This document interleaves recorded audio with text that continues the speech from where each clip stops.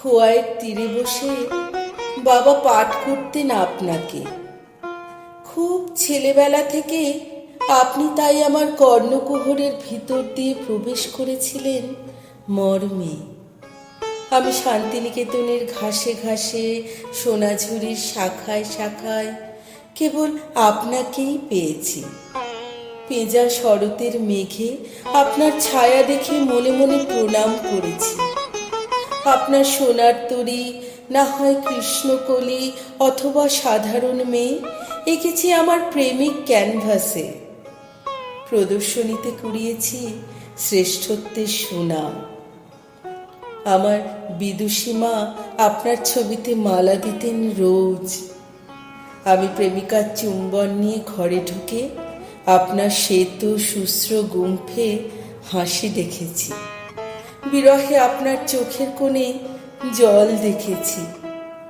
বালিশ ফেলে দিয়ে আপনার গীতবিতান জড়িয়ে শুয়েছি। ভুলতে চেয়েছি প্রেম, ভুলতে চেয়েছি বিরহ, সন্ন্যাস নিয়ে চলে যেতে চেয়েছি।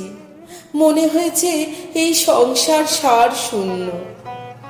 পথে আমার সামনে এসে দাঁড়িয়েছে সোনালি রোদ্দুর, আপনার রাজা সোনার রথ হয়ে। সিংহাসন থেকে নেমে এসেছেন রোদ্দুর রাজ আমার দিকে। আমি সেই রাজার পায়ে লুটিয়ে পড়েছি। সেই সোনালি রোদ্দুর, আপনার সোনার রথে চড়া রাজা আমাকে বলে গেছেন, ফিরে যাও। যে কিছু আনন্দ আছে দৃশ্যে, গন্ধে, গানে, তোমার আনন্দ রবে তার মাঝখানে। অবসরের পরে দিনান্তে আমি এসে বসেছি খোয়াইয়ের তীরের আম, জাম, কাঁঠাল ঘেরা সাঁওতাল পাড়ায়। নুড়ি কুড়িয়ে কুড়িয়ে আপনার এক মূর্তি গড়েছিল সাঁওতালদের মেয়েটা। আমি জিজ্ঞেস করলাম, কেন গড়েছ?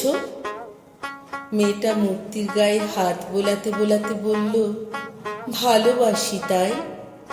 আপনাতে আশ্রয় নিয়েছি, আপনার ছবিতে প্রণাম করেছি, কিন্তু কখনো ভালোবেসেছি কিনা।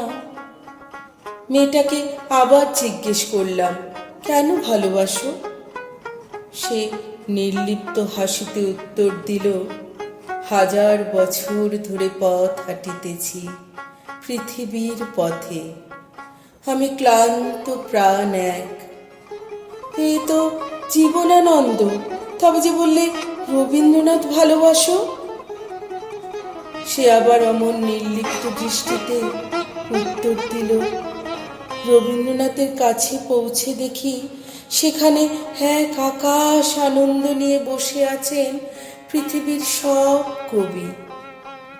আমি আপনাকে মর্মে ধারণ করেছি এতদিন, কিন্তু ভালোবাসা শিখলাম এই প্রথম, এই খোয়াইয়ের তীরের এই আদি গুহাপাড়ায়।